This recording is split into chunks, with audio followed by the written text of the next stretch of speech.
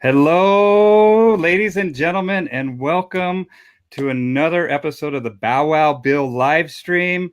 I have I have Majors Academy, dog training and rehabilitation founder, Jeremy Majors. What's happening? What's up? What's going on, Bill? Nice to see you. Nice to see you too. We're a little bit behind schedule. We had to figure out some tech issues. We're dog trainers and not necessarily computer programmers. So Right. sorry about that, but we're here. And let me actually, if you are watching this, go ahead and share this. Hit that share button, and I'm going to do the same right now. And while I do that, do you want to do a quick introduction, Jeremy? Sure. Like he said, my company's named Majors Academy Dog Training and Rehabilitation. We are out of Green Bay, Wisconsin, but we obviously serve the surrounding cities and mostly at the moment work with dogs the majority of the time that have behavioral problems, fear, aggression, whatever it is. And we don't turn any dogs down. So That's right. that's right. What got you into this? I just tried to figure out. Probably 12 years ago, I got my first dog and noticed sort of the relationship that I had with my dog, and started to notice as I was working at dog daycares the disconnect between owners and dogs, and me being the people person that I am, I wanted to try and see if I could help them. And that's where my interest started when it came to trying to figure out how to solve certain problems. I'm going to start this at the beginning. A lot of times we ask this at the end, but often we encounter people in the dog industry that say that they're in the industry because they don't like working with people. And I want you guys to pay attention to what Jeremy just said. He is a people person. What do you tell people when you hear that they say that they want to work with dogs because they don't like people? I mean, if they want any sort of success, then you're going to have to. The dogs don't have the credit card, or the dogs don't write the checks. There we go. I mean, simple as that, but more so than that, you're going to have to work with personalities of people and teach and learn how to keep them close to the truth when it comes to the relationship and the dynamics that they can bring. And so you got to be able to deal with all sorts of types of not only just dogs, but personalities of people in order to optimize your success as a person who works with dogs and people. Right. And people are hiring you, paying you good money, and they expect results, and you owe it to them to provide those results in a manner that is effective and efficient. And yeah, and that's it. So you just had your very first dog 12 years ago, huh? Yeah. Well, my first dog personally, I was in college and I got my first dog that owned to me. But I as you may know, or as typical as it sounds, I definitely grew up with dogs as well. So dogs were always in the house. But my first personal dog was in 2006, and his name was Diesel, and he, obviously got me on the right path. Him and I have to give props to or pay homage to Cesar Milan, because he also was responsible for motivating me to work with animals. In what way did Caesar motivate you? I mean, you could just see you were drawn to his genuine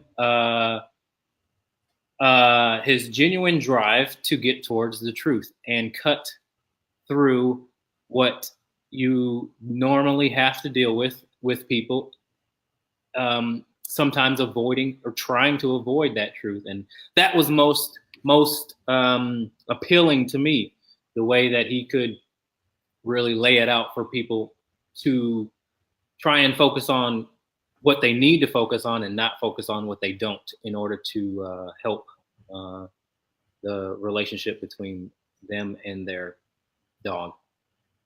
Why do you think people avoid the truth, and what does that mean? I mean, I kind of know what you mean, because we're in the emotional arena with these dogs, Yeah. and a lot of times when these dogs are behaving poorly, it's reflecting on that ego, on how other people are thinking that they're being perceived Yeah. by others. Uh, is that it?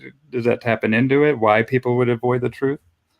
I mean, I think as a whole, people have a problem with, um, you know, taking responsibility or Hmm. feeling like it may be something that they're doing that could be directly correlated to why their dog isn't or is doing something, and it's sometimes a tough pill to swallow. You talk to these people over the phone all the time, and even just in anything, in any whatever you people have a hard time really taking responsibility and taking maybe blame for some of the horrible things that happen as a result of their lack of trying to figure out something, or their lack of time spent with the dog. Well, taking ownership that they might be the cause of this behavior Mm-hmm. is a pretty big step. Whenever I hear my client going, "Hey, man, maybe it's me," Absolutely. I'm like, "Stop!" I'm like, "Whoa, what did you just say?" Yeah, exactly. Exactly. And that's the most powerful thing that you can help people realize. That's the most powerful thing you can help people realize in anything. It doesn't even involve with dog training, but taking responsibility of your own life is actually one of the most, in my opinion, beneficial things a human can come to to realize. Right. I mean, responsibility is your ability to respond to a given situation, and you have to have a firm understanding of that situation to respond correctly to that, Mm-hmm. right? Yeah, And I would say it also gives you a really good motivation to continue to better your situation. If you know that it's on you, it sort of drives you to say, okay, well, if it is on me and there's any other external things that really can help out this situation, then you know that sometimes makes people say, okay, well, let's get it done. Let's do what we have to do in order to better the situation, because taking responsibility definitely puts it in the hands of the owners as well. As dog trainers, we're not, dogs are not machines, so we right. can't fix them. We can provide evidence that they have the ability to do what the owners don't think they can do, and then the sort of the responsibility or the power is now in their hands, and it's our job to empower them with those tools and whatnot. But once they have the tools, it's up to the owners to use those tools. Yeah.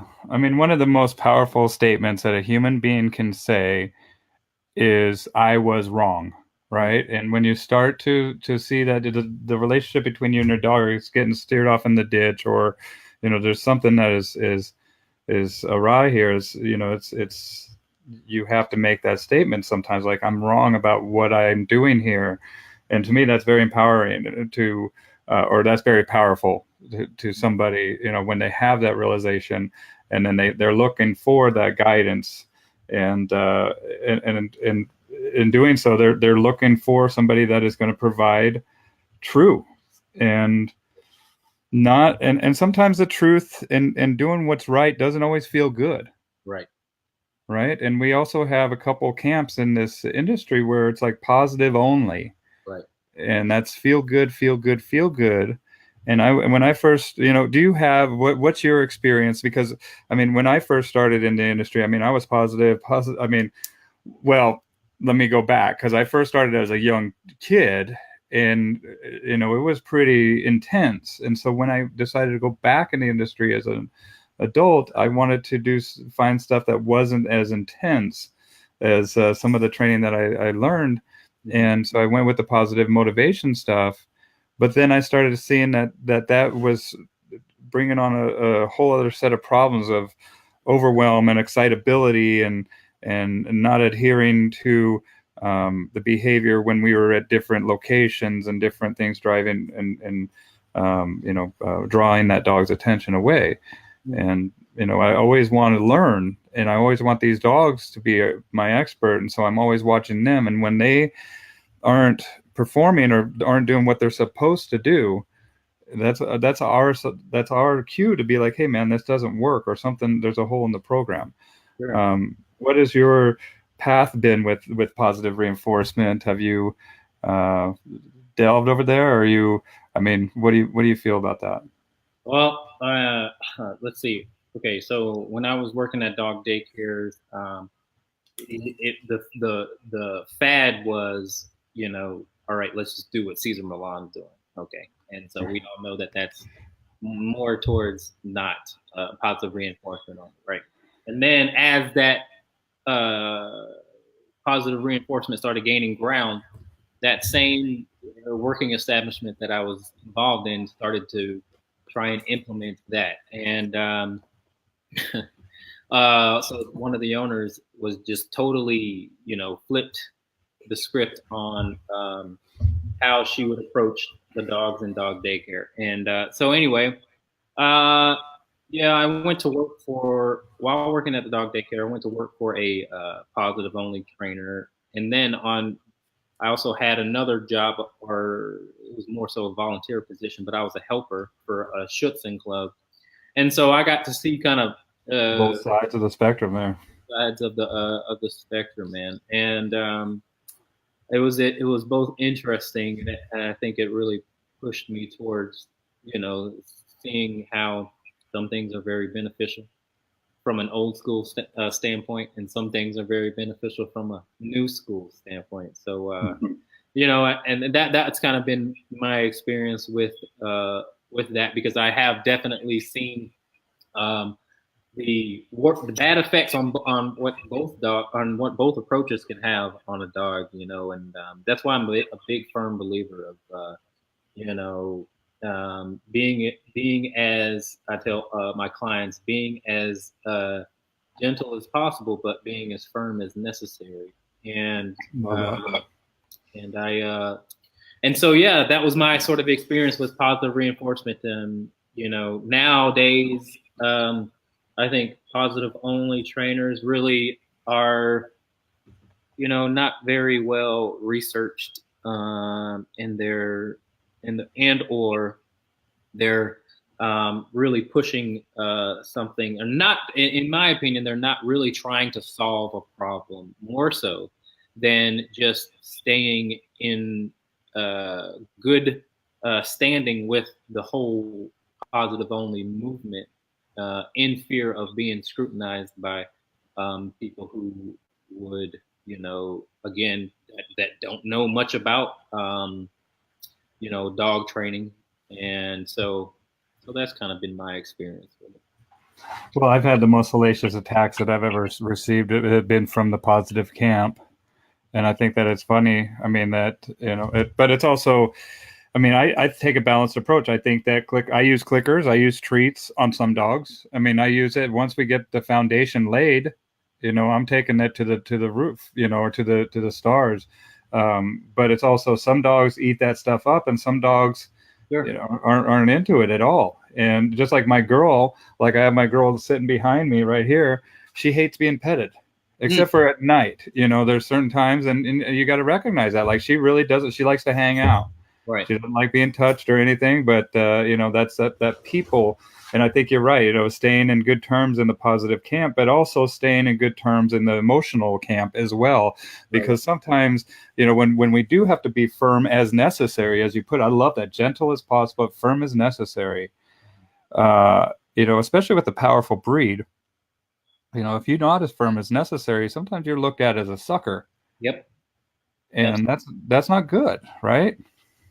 No, no, it's not, because the most dangerous dog, in my opinion, is the dog who is not in complete fear, but the dog who is comfortable putting its teeth in people, coming from I can do this, and there's nothing really worth it for me to rethink my actions sort of perspective.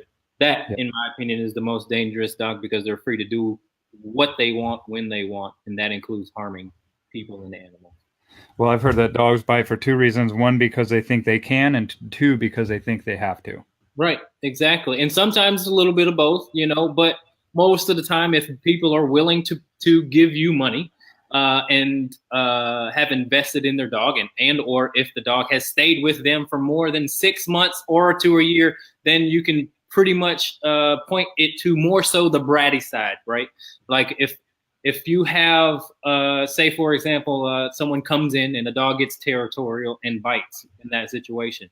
Yes, there can be a little bit of fear there, but there's also a little bit of I can do this because I'm probably the dog that also barks at strangers or dogs walking by. So there's a lot of I can do this in that dog as well. So I'm always when I'm always telling people or evaluating their dog over the phone, it's usually, well, how long have you kept the dog? Because if this behavior is totally coming from a place of fear, then we can talk about another approach, but usually that's not the situation. Yeah, yeah. It's. I mean, I agree. I mean, I think they can, and they've been in. And there's a lot of times of testing, like you said, they're testing the waters, Yeah. and they're taking up power positions. They're taking up that position on the back of the couch, staring out that window, Mm-hmm. right, and watching, and and then when something comes up, they lose their mind, and Mm-hmm. then that thing goes away, and the dog's like, aha, I did it. I'm a badass, and it leads to entitlement. I Right. mean, and not only that, but it leads to a false sense of security too. Because if that dog really got into a situation where they needed to act in an aggressive manner, a lot of these dogs don't know what the hell they're doing. It's all for show. Right. And when they get in there, it's obvious. Real quick, Jeremy, let me say hi to our live viewers. Kathy says hello. Amy Jean says hello. Hey, Amy. James Maturana from Australia is here. He says, "Hey, boys. If you guys have any questions for Jeremy, type them in the comments, and make sure to get to them." But yeah, that's it. And what is like the cutoff point when you ask somebody how long they've kept a dog? Where you're kind of like, this could be that the dog thinks that they have to. Is it just like a month or less? Oh, I mean, I don't know. There's no certain time in my Okay. opinion, but I would say I do tell people like, some people call me and they're like, my dog's here for a bit, or my dog has done this, that, and the other, and I asked them how long they kept the dog. They say a week, and I'm like, oh god, the dog doesn't even know who the hell you are. Okay, so Yeah. leave some time for that, and then let's try implementing these, and I'll give them some stuff over the phone that they can implement. Most of the time it's let the dog work for its freedom, as opposed to just having free roam of the house with a dog you don't know. Or let's keep a leash on the dog in the house for the first 2 or 3 weeks, and allow the dog to again work for its freedom, as opposed to just having all free access, because that's when a lot of bad behaviors can come about or Absolutely. manifest. So Limit freedom, leash on the dog. I preach the same thing. I tell these people the dog has kind of run away with what the freedom they have, so we need to pull back. And, right. and sometimes we need to take a couple steps back before we could take 10 steps forward here, Right. and just kind of gauge and get a lockdown on the situation, and so we can move forward here in an appropriate, calculated manner, Right. that is fair to that animal, because a lot of times this when we give these dogs too much, it's just overwhelming, and they don't know, and they don't see that compass, that leader that they want to follow, and so they a lot of times will assume that role, and they have no business in that role. Well, and to add to that, there's I don't know how to really pinpoint it, but When it comes to dogs that end up having behavioral issues, it's it's because we think freedom, all freedom leads to Mm, happiness, mm, and but there is security, because that's what's important, security between you and your dog. But that only or is best approached with structure. Structure brings security, brings trust, and then you guys can be the friendly, you know, have the friendly relationship that you have, but they've got to definitely earn that. It's a little dangerous to not only, you say the dog's not even aggressive, but you don't know if the dog is going to chew, pee, whatever it may be when you first bring the dog in. And so the best thing to do is again provide structure first, and then the friendship comes later. Because from the get go, instead of working backwards for that respect and trust that you may need, you're already gonna have that, and then the friendship comes after that.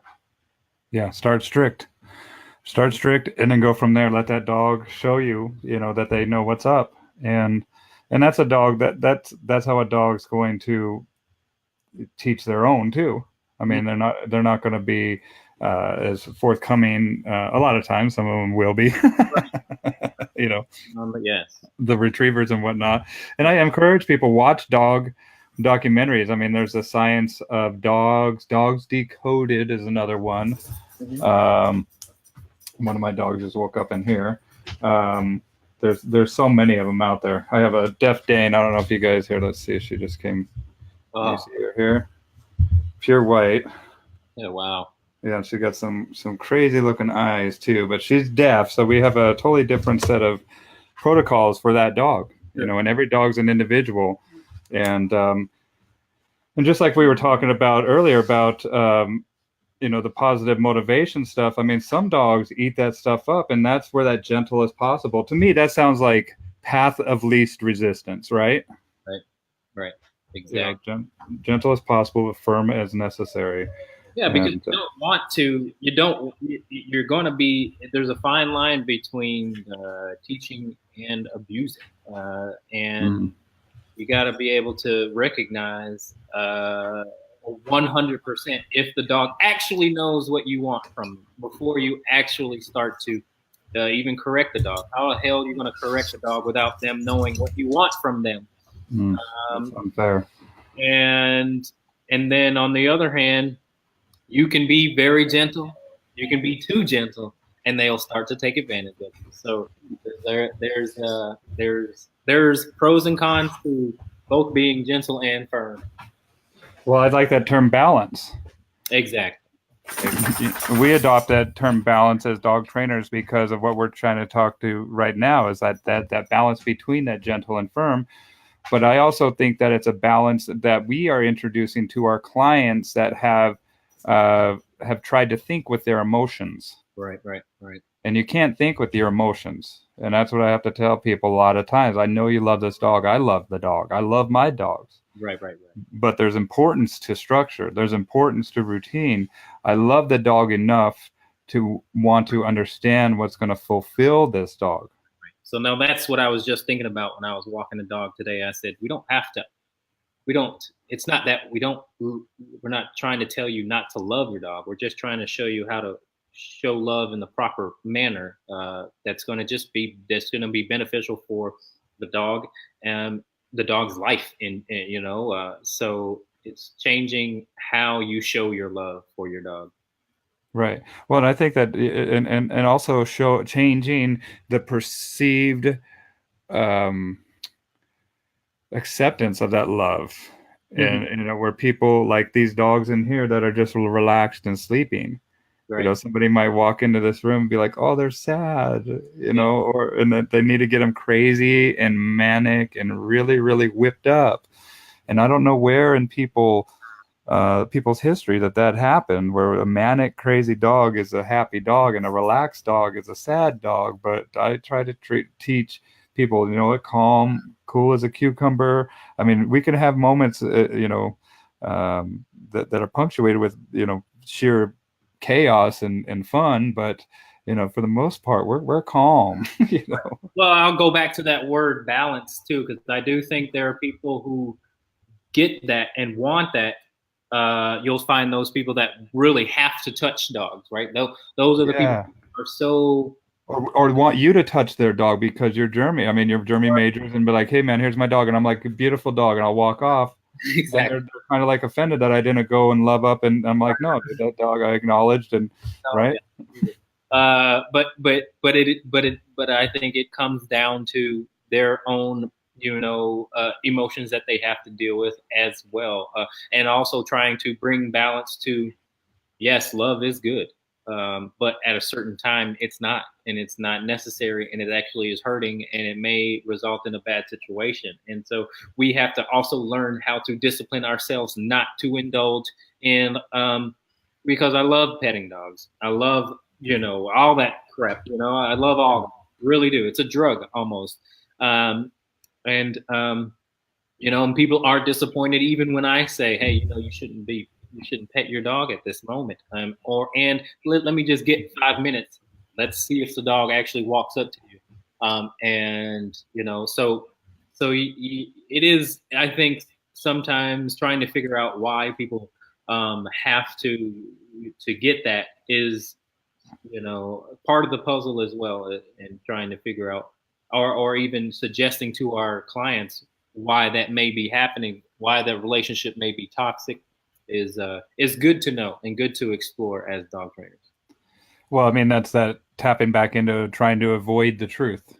Right. Right. And sometimes we have to hone back in and just be like, hey, look, let's as what's her butt from Cameron, as Cameron Thompson would say, let's lean into this a little bit here. Let's look at this, look at your behavior, let's look at how this is influencing that dog. Right. But it's, I mean, and it's hard, it's difficult, just like it's difficult to provide that structure. It's difficult to correct. Sometimes it doesn't feel good, but it doesn't feel good sometimes when we confront that truth, that we might be the cause of a problem. Right. But that's the beginning, Right. right? That's To help people realize, obviously, just to help people deal with the truth is uncomfortable. I say, sometimes, maybe clients need time to really go through that with their dog, because when they get their dog back, obviously they've missed their dog. They want to, they may want to indulge in the things that they got out of the relationship that was really good before they sent the dog to me, aggressive or not. And so now they're going to go through a certain situation or a scenario where they want to do something with their dog, but yet they'll have to hold it back in order to help the dog realize that things are different, and it's a journey.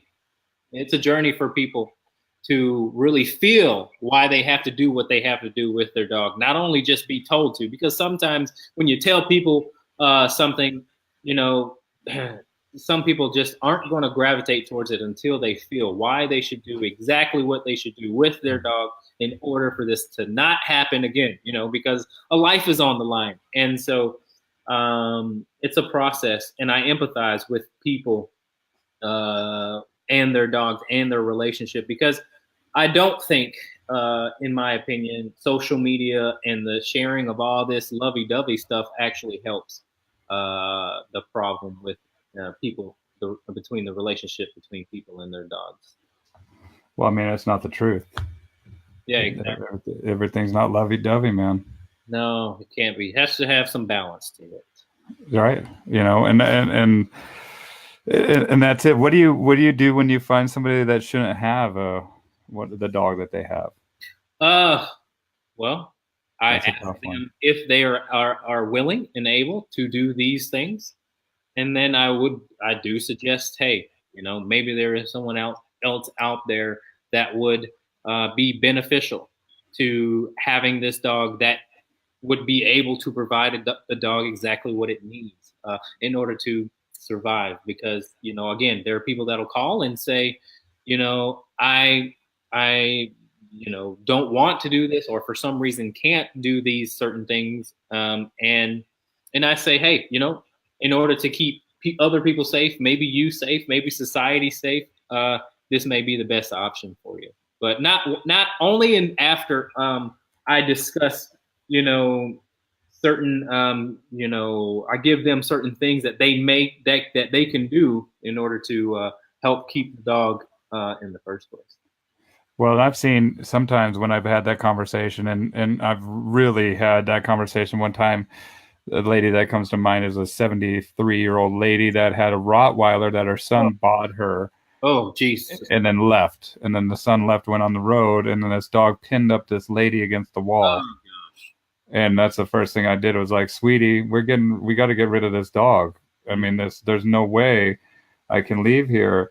And man, you should have seen the look in her face. It was like I told her she won the lottery, dude. She was just like, "Thank you so much," you wow. know. And I Wow. was like, and that was it, as a permission. I was like, dude, you don't need permission to call this. It's not. It's this commitment that has been handed down, or even that you have taken. Right. Once you call it, I mean, once you see it for what it is, and once we do, we finally stop avoiding that truth and Right. we look at that truth square in the eyes. Sometimes that permission that they need to get rid of this dog is like a breath of fresh air for them, man. Absolutely. And then we start that process too, right? But that's a process in itself. But sometimes I think that permission, even that they can be absolved of this commitment if they take the next step and find a good loving home. But obviously they're not a good steward for this animal. Correct. Exactly.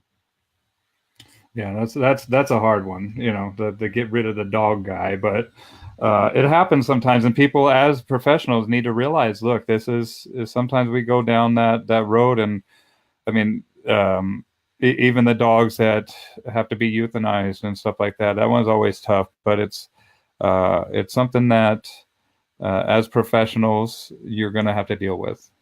Well, so I just had a conversation with a woman today, who the German Shepherd has been with them for 5 years, and all of a sudden bit the child in the face and had to have 6 stitches for just for the child walking out in the backyard. And she was trying to rehome the dog, and I said, "All right, well, let's just try and figure some stuff out here before we decide to do that," because she had called many rescues, and many rescues won't take the dog. And she's sort of at a loss, calling a dog trainer to try and rehome a dog. And I said, chances are slim that people are going to actually want a dog, knowing that fact and that history. And I said, it is your responsibility to be totally transparent with what that dog did. Yes. If you are to rehome this dog, chances are slim. So I would suggest that you try these things, because you have had the dog for 5 years. And so you have a great relationship with the dog, obviously a safe one. And the child has gotten along with the dog also for a very long time. And so, so sometimes you have those situations too, where it's like, I tell people this and this never really happens. Actually, it happened once. But I say, hey, even if you want to rehome that dog, the dog should still get training by a behaviorist, because if you're doing best by the dog, even if it doesn't come back to you, the next person will be able to know, obviously, then what has happened, but also know how to avoid it. And the dog knows certain ways to deal with that as well. So, yeah, that's a good suggestion. I mean, it's just like arming that dog with some I don't know, just being fair to that animal, yeah, giving them a chance, and giving them a fighting chance. But pardon the pun. right. So who have you trained under? I mean, you said that you started 12 years ago. You started in a daycare, a doggy daycare. Is that? Mm-hmm. Yeah, so I started a dog daycare, but as I was working in the dog daycare, I trained under a couple of Schutzen trainers because I was really interested in that sport for a long time. What, And why were you interested in that sport? What piqued your interest? I love sports. I love dogs. I love I fell in love with the three different aspects of the sport, and I fell in love with just I was fortunate to be able to go to a couple of seminars with German trainers and was just fascinated of how well that they could control their dog, and how motivated dogs were to work. I was very impressed by their prey drive, and then knowing how much time and effort it actually takes to get a dog to have just one title is very it brings about certain people that are very disciplined and driven. And I also like to spend time around people who have those qualities. And so I was very drawn in it, and I love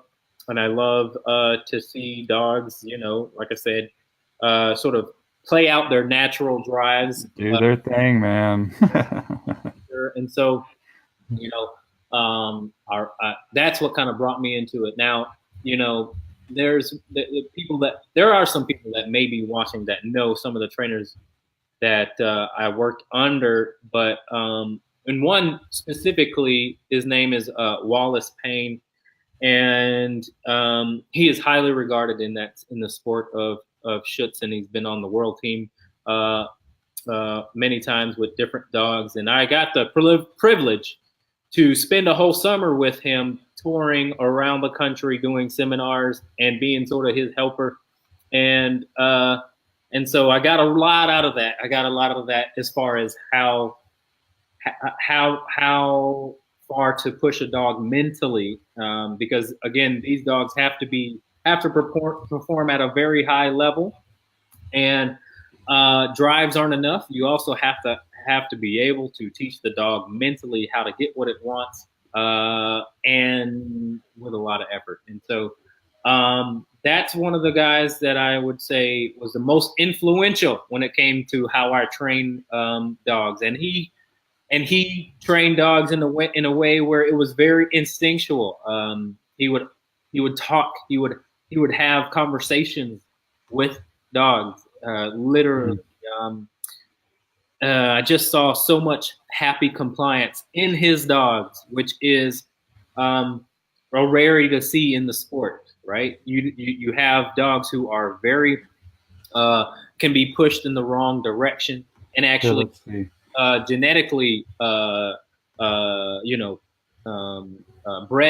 in the wrong direction. And so, there we go. We got some videos of some Schutzen training. Okay. Schutzen in action. I just pulled up a video here to see what these dogs are. I don't know who we're watching. Okay.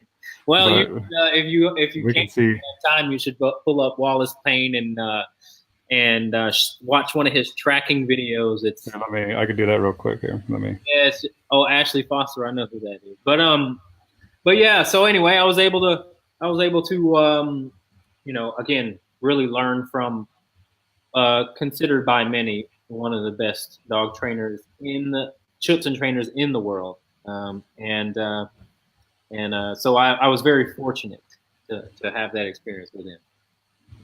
Yeah, and how did you get started? Because when I I have never done Schutzen myself. Yeah. I'm interested as well. But when I was talking to my buddies about it, they were talking to me about decoying. Yeah, yeah. And so, what are some aspects of this? And not only that, but how to properly take a bite where you don't jam up a dog, or there's certain things that you really have to know.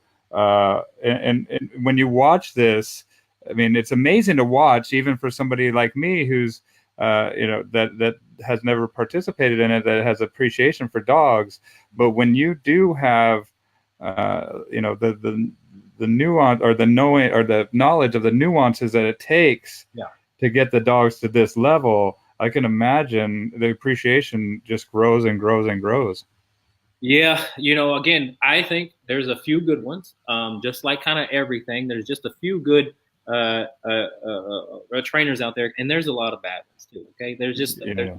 and that's unfortunate because there is a lot of bad ones out there. But shoot, well, let's just talk about catching the dog, because that was actually something that came really natural to me, and I think that was my in with Wallace Payne in the first place, which is the reason why he took me along in the summertime. Now that's not sugarcoat it. Wallace Payne is someone who is very tough on people, as far as getting it right. You know, he's a perfectionist, and he was very tough on me as far as what he wanted and this, that, and the other, and that's totally fair. But so when it comes to catching the dog, you know, it's an art. It really is, in my opinion. It's you got to get the hell out of the way of the dog. You got to keep the dog. You got to obviously show the dog where to bite, where it's the most safe for the dog. And then you also have to turn and twist and manipulate your body, the dog's body, while the dog's in the air to safely put him back on the ground, so that you don't injure the dog. Okay. And there are people, I swear to God, there are people that will literally kill you. I'm just saying, not literally, but figuratively, really have a big problem with you if you jam their dog.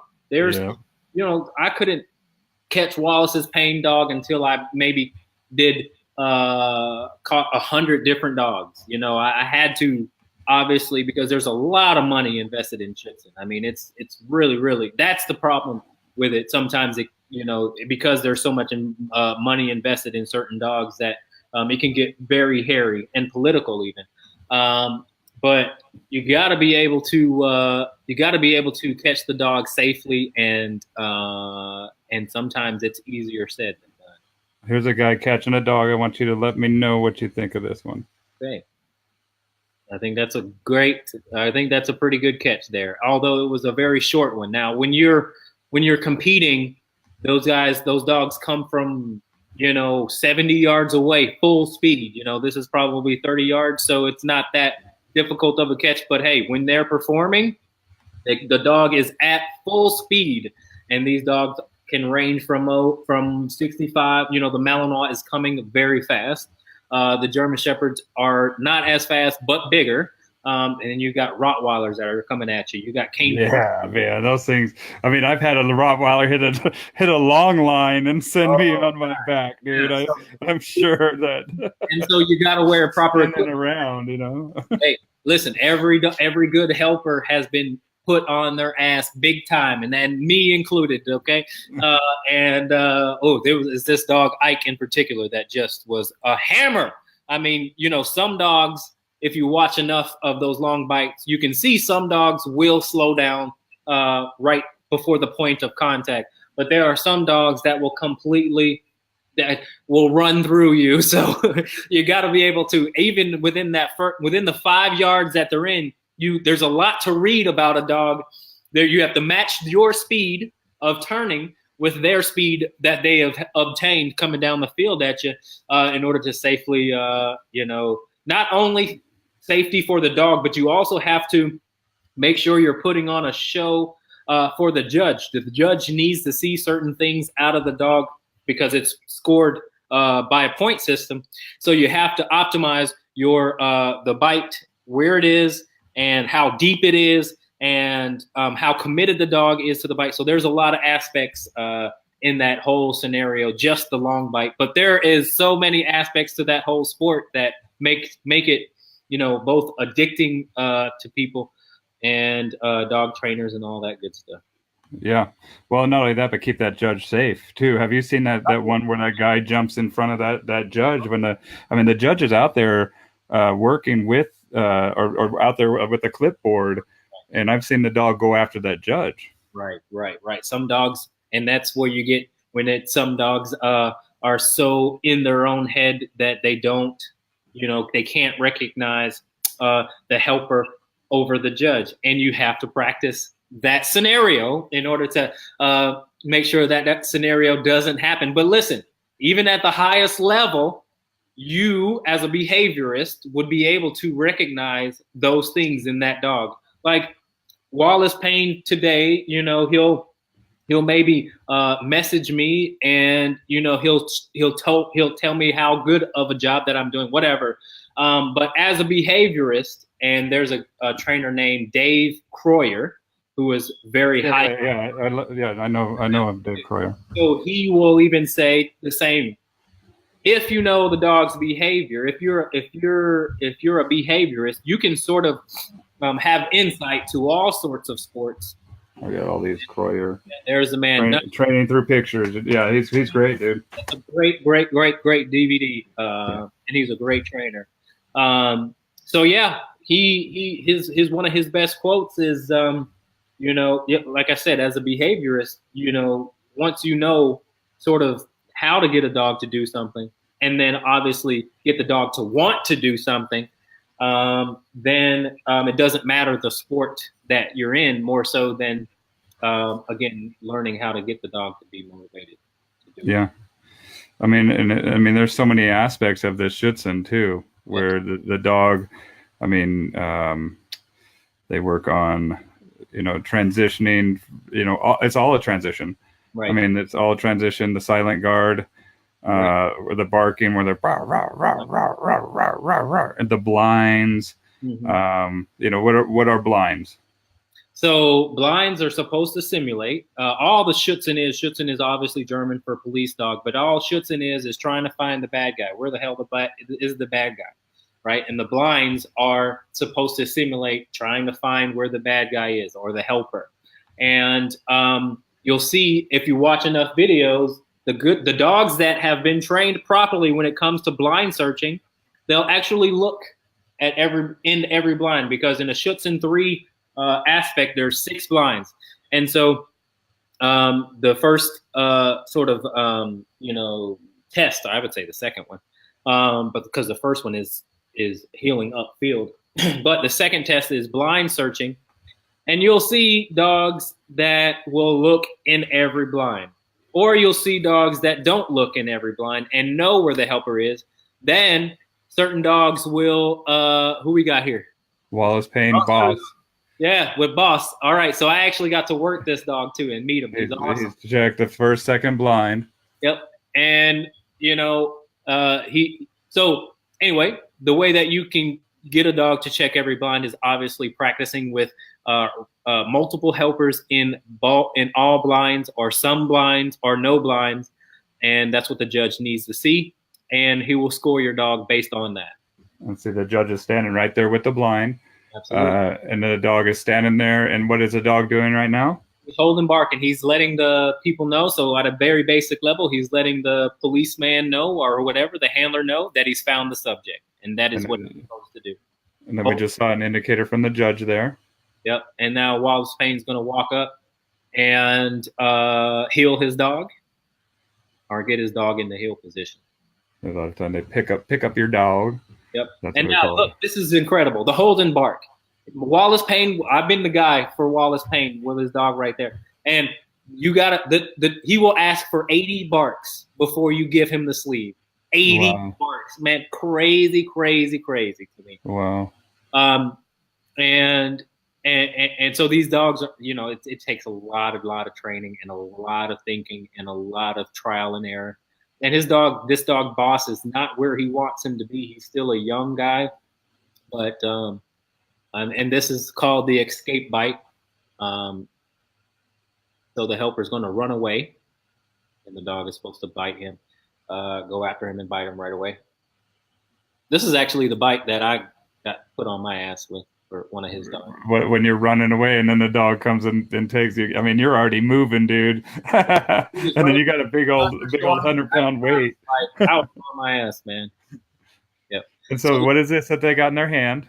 So that's the stick, the helper stick, but it's a padded stick, and they do hit the dog twice because the dog is being tested. Their temperament is being tested throughout this process, and the dog cannot be afraid and or timid if they get hit by an object. Again, this is simulating, if a dog is out in the field at police work and might potentially be hit by something. So they have to be able to take this test. Now, this is the what do they call it? Escort where you're actually So escorting cool, dude. I see why people love this. I mean, this has got to take so much time, dude. Like this is one dog. so much Like, I time. don't know how many.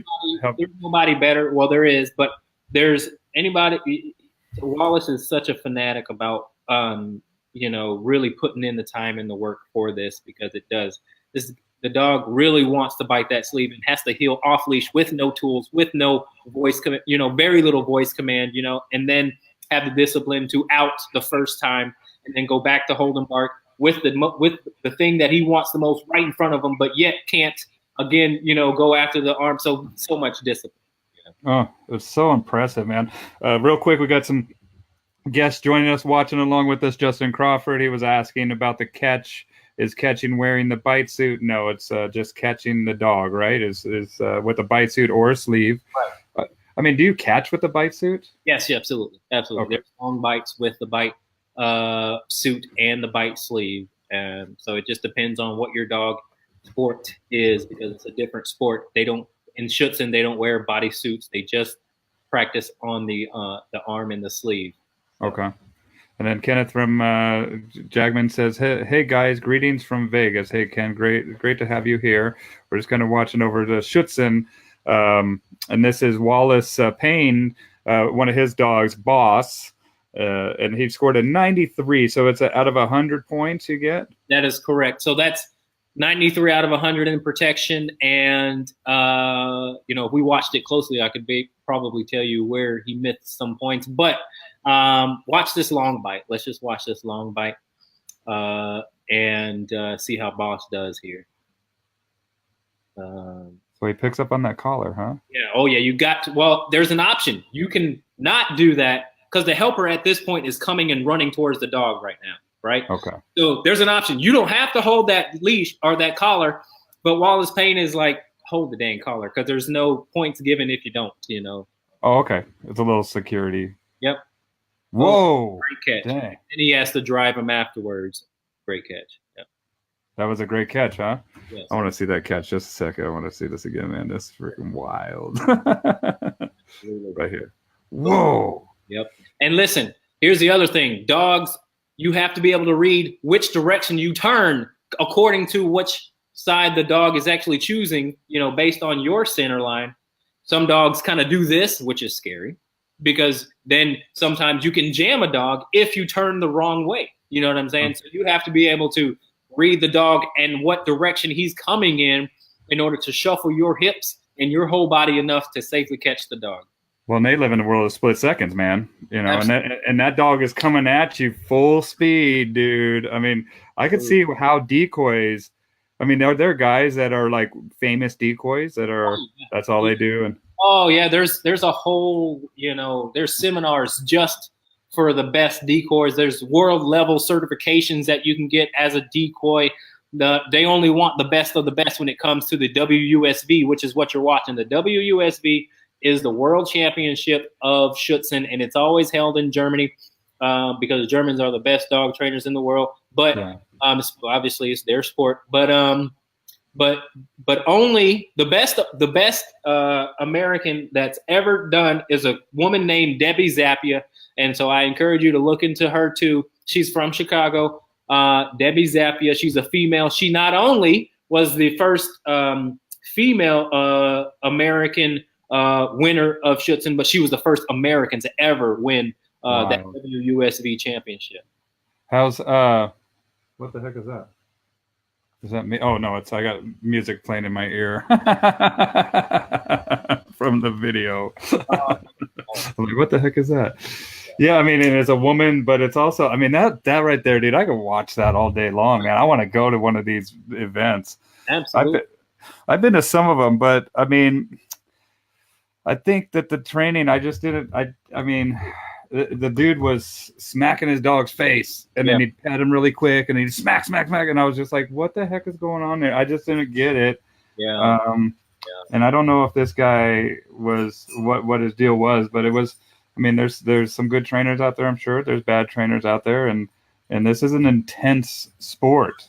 Yeah, it is. There's also a lot of machismo in it too, and the dog's not performing, and that's what brings out the sort of bad side of it is the monetary value of certain of these some dogs. I mean, Wallace Payne was offering me this dog, and he was awesome. I really really liked him, but he's like, "Hey, it's going to be 10 grand," and I'm like, "Oh, okay, well, wow."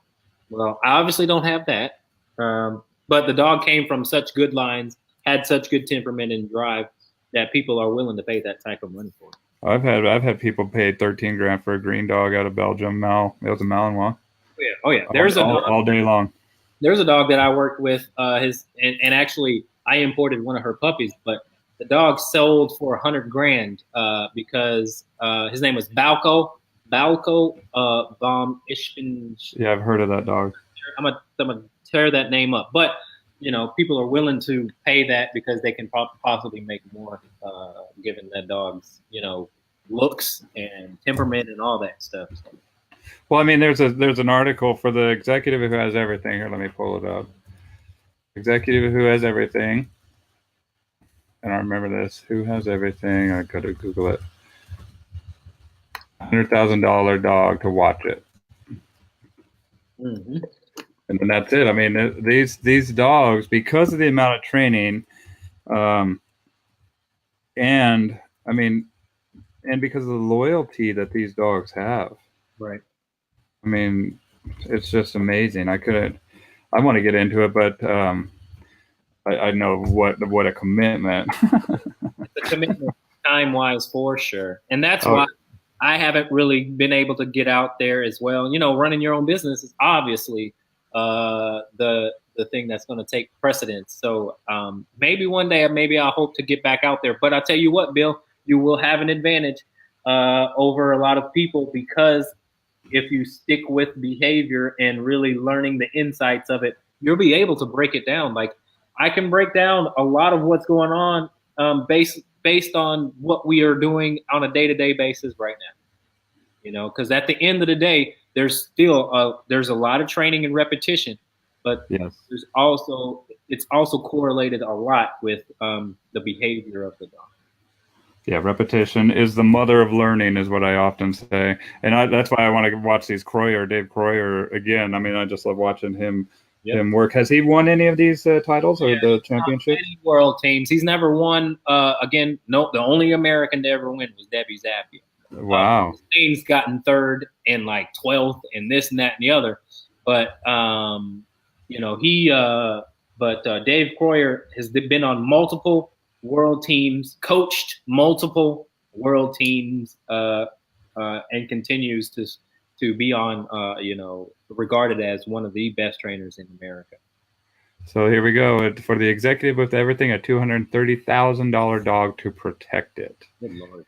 And when the cost of $230,000 that Julia did, the preferred title was an executive protection dog. She's a 3-year-old German Shepherd.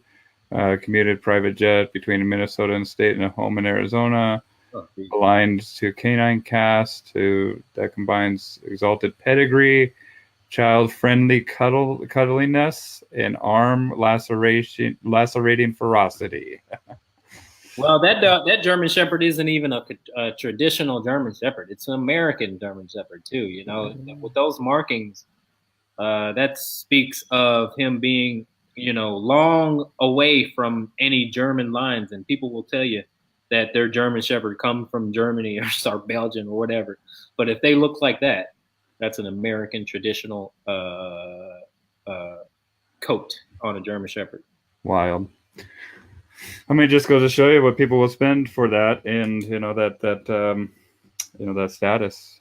Oh man, I mean, not even that. Like, you see on Instagram these bully dogs that are just being sold, and it's like. I've worked with a few of them. I worked with a toad dog from but it broke my heart, man. Yeah. It broke my heart. This dog, they took it too far. Yeah. We have a question here from Judy Caller. Hey, hi, Bill. Have you ever had a chance to watch Bart Bellin? Yes, I have. I've met Bart Bellin. I would love to go to. I would love to watch him on his property. I know Duke Ferguson went over there for a while. Cost a lot of money. Okay, so Bart Bellin, in regards to he has his own system. It's that Neopopo system. Neopopo, yep, and the But ring and stuff. but I would say, and a lot of people in the Schutzen world would also tell you that there are a lot of people that develop their own system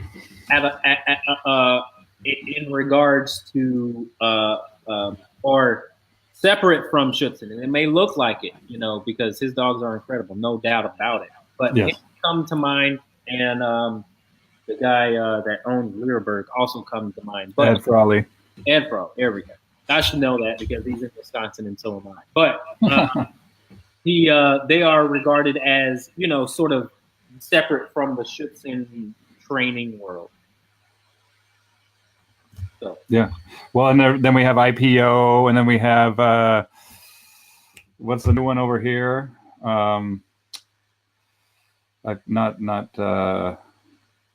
There's another bite sport here in America, the Americanized.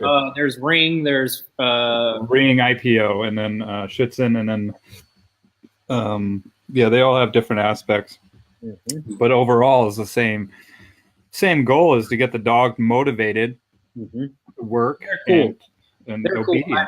I would say Schutzen is the most difficult because they involve 3 aspects: tracking, obedience, and protection. Those other sports solely focus on maybe obedience, not just strictly obedience, though obedience in regards to protection, but Schutzen is the most difficult because of tracking. Let's just talk about tracking for a while. Yeah, no kidding. Tracking, those dogs are just incredible. How long they have to track, how dedicated they have to be to tracking, and the discipline it takes to distinguish from different types of terrain with their nose to many different conditions. Like, for example, I'll go back to the summer that I was with Wallace. He would get up at 6 a.m. every single morning, no matter what the weather was, raining, pouring, or whatever. He would still lay a track, and these tracks are not easy. These tracks are very long, and the conditions. But he comes from the school of thought of, I want my dog to perform a certain way in any sort of conditions, right? So when it comes to the day of Schutzen, because they don't cancel it if it's raining, he's got to be comfortable with it. But yeah, I mean, tracking in itself is a very tedious, and for some people, it's almost not enough action, and that's why a lot of those sports, other sports, don't even flirt with tracking. Well, people don't realize that the tracking was a Schutzen prereq, right? And that's where in a lot of these search and rescue. So I have search and rescue books here, and I've taken a bunch of courses on that too, and it's amazing stuff. And a lot of the search and rescue stuff that was derived out of Snohomish County here in Washington. And we have a big search and rescue team. In fact, we had the FEMA camps. OSO, which was a landslide that happened a few years ago, and we had a bunch of dogs there that were cadaver dogs searching people out, the remains out. And I've helped out my cadaver dogs here, where I will, we'll get some HRD, which are some bloody rag or something like that, put it in a jar, mason jar, poke a couple holes in the lid, and I'll just huck it in a field, man. And I'll be like, okay, dude, it's between mile marker 119 and mile marker, and this is a highway, and then that's it. And that they don't know where it's at, and they got to find this jar with my blood on it, and that's it. If you have somebody that's a tracker, and you get a cut, save that blood. Oh yeah, or say they dropped a cell phone, you got to be able to find that in a field. The scent discrimination of these dogs are just incredible, and it's awesome to see their work, and it's just it's an awesome thing. So when you get a chance, Wallace has scored two different occasions. He's scored a perfect score in tracking. Now check this out. Not only did he score 100 points in tracking, but he also did a track with no leash. Now I would say Wallace is sort of, in my opinion, specializes in tracking. I mean, when you're trialing, it is highly recommended. You don't have to, but highly recommended that you trial with a 30-foot leash, right? To be behind the dog. But he actually did that without a leash because his dog was so trained and scored 100 points in the track. So maybe that's something a video you could watch. It's very peaceful when you go out there. You'll only hear the birds. You only hear nature, and it's just you and the dog, and you cannot command the dog at all. You cannot command him. You can't say a word. The only word you can say is Zook, or whatever German is for search, or start to find or whatever. Yeah. Right. That's it. When they find an article, when they find the jar, when they find the whatever it is, they have to lay down on their own. And they have to lay down there until you pick up the article. And then once you pick up the article, they can't still move until the judge makes a note of how well they did and then tells you you can send your dog off again. Well, and they do the blinds too. Yeah. Right. So they do the tracking where they'll send the dog out on the Schützen field. The dog will do the blinds first. Check them out. Man, this is so cool. Yeah, it's really I can see how people get addicted to this stuff. I'm starting to really. I better stop watching this crap because my wife will already get mad at me for. I'm already spending like $3,000 on like dog kennels. Oh, yeah. There's a lot of money, but it can be a good situation if you find a good club, man. It's a really cool thing. They'll embrace you at any level of knowledge you are, and that's what makes it so special. Is especially the clubs in Germany, they'll have trainers of so much different experiences and different sports come together and try and solve different problems for you as a dog, because as a club, sometimes you work with one dog at a time. And then again, you have all these masterminds trying to figure out how to better your dog, because it only represents the club better if all the dogs in the club reach a certain level. But it's a really fascinating thing if you can find a good club that embraces you and even acts and wants your knowledge that you bring to the table and say, Bill, what do you see here? You know what I'm saying? Yeah, everybody has, and it's, I mean, Heather Beck and I were talking about how dog training is such a nuanced industry. Like 10 of us trainers can look at a situation and come out with 10 different perceptions, and if we can come together in a way that we can communicate and be constructive here, then that can be a good thing, because we can show something that maybe the other trainer didn't know, or we can show how we can get a little bit more enthusiasm. Absolutely. There's so much more that we can do with the cooperative mind instead of a competitive mind, right? Absolutely. And it comes down to a lot of different things, a lot of different factors. For example, your area, your environment may have certain breeders that are breeding certain dogs with certain behaviors. So that may mean you will specialize in a certain type of behavior that other dog trainers aren't, because the environment, provides a different scenario for them. Like for example, when I was down in Atlanta, I primarily trained a certain breed. When I'm up here, I primarily, in general, train a certain breed. And so depending on where you are and what the breeders are doing around, and or what are the rescues doing, you may be able to specialize in certain things with certain breeds and certain behaviors, and to be able to access that sort of knowledge is invaluable. Yeah. Well, and people are always looking for that too. And it's cool when you get clear about what you want to do and take that to, the stars, to the nth degree, to wherever the potential that is there. And sometimes you do blast out the potential that is there and make your own, form of what's possible. But just know that there's so many different ways that you can work with these dogs, from Schützen to therapy, right? From tracking, and even in the tracking world, we have HRD to lost objects and stuff, or explosives, like imprinting on toner cartridges or drugs. My dog can find my stash for me whenever. And so there's always something that they can do that's fun. But it's also up to you too to get clear and to sometimes use selective ignorance and to kind of flush stuff out. And I need to talk to Ty Brown. And if you're watching, I'm coming after you, because he told me I had shiny object syndrome. And I do. What's that mean? It just means that I need to focus on one thing and quit being distracted on this all this other stuff that I'm working on. I have a lot of projects and whatnot that I'm Sure. doing, but I'm shutting down some of those so I can stay focused. Sure. And in fact, let me make this announcement real quick. So this is a first time announcement. I am launching a paid group, and the paid group is going to be located at bowwowbill.live, and it's going to be $20 a month. Well, it's going to be $19.95 a month. But if you go to bowwowbill.live, that's how you sign up. And I'm going to be. I already have some great colleagues back there, and we're going to be bringing you some exclusive interviews, kind of like we did here today, but not just with people in the dog training industry, but call it our colleagues as well as clients of mine, and mentors as well. So check that out if you're interested. I was inspired by Heather Beck to set up my own paid page. So that's the announcement that we have today. So Awesome.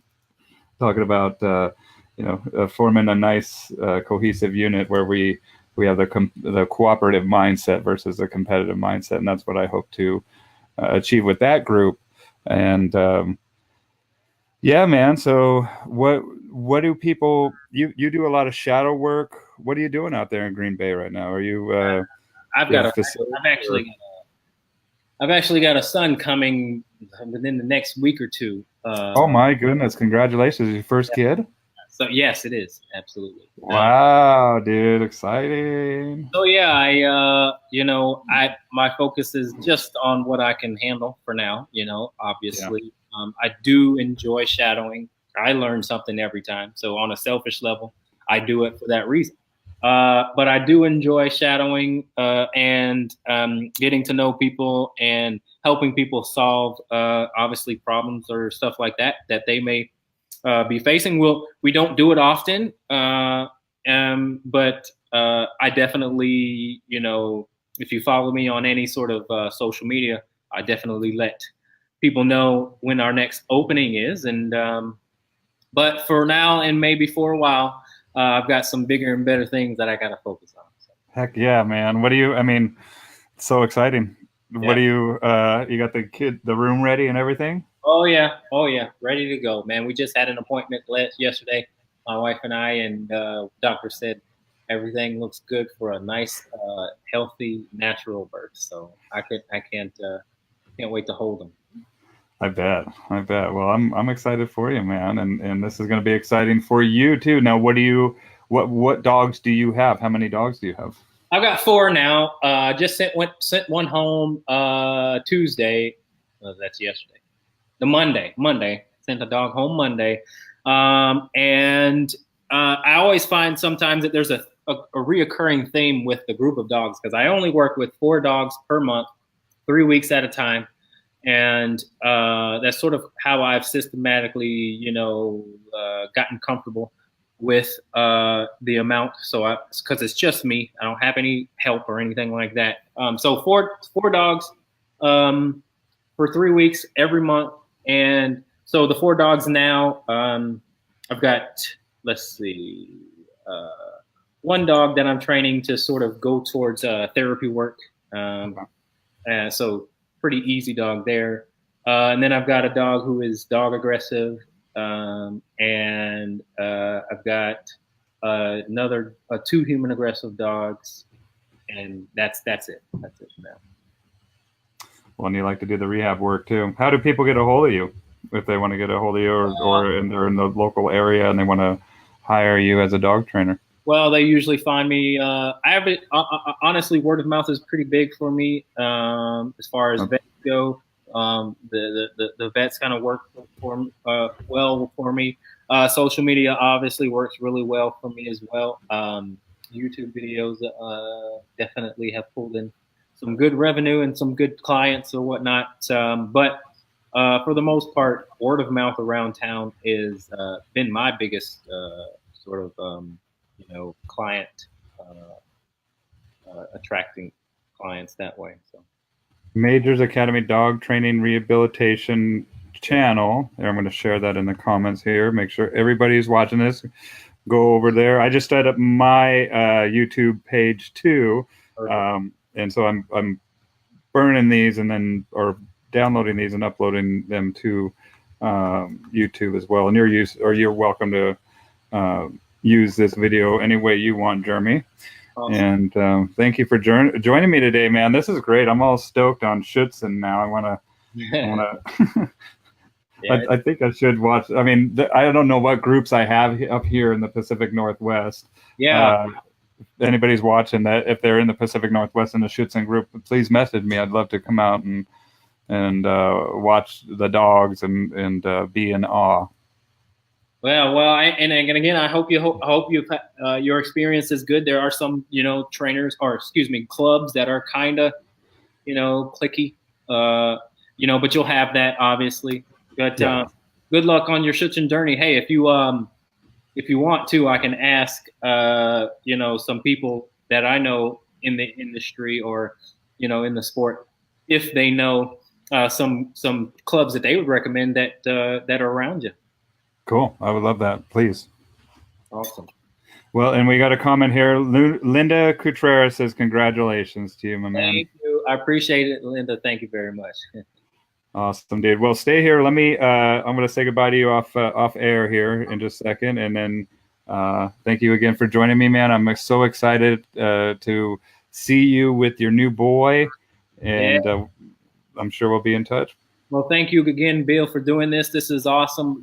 We both learned from this experience, and hopefully, people watching also learn. So, keep doing what you're doing. This is some great, valuable stuff. Awesome, man. Thank you. I will. Okay. All right. Take care, everybody. And join me over at the paid group, bowwowbill.live.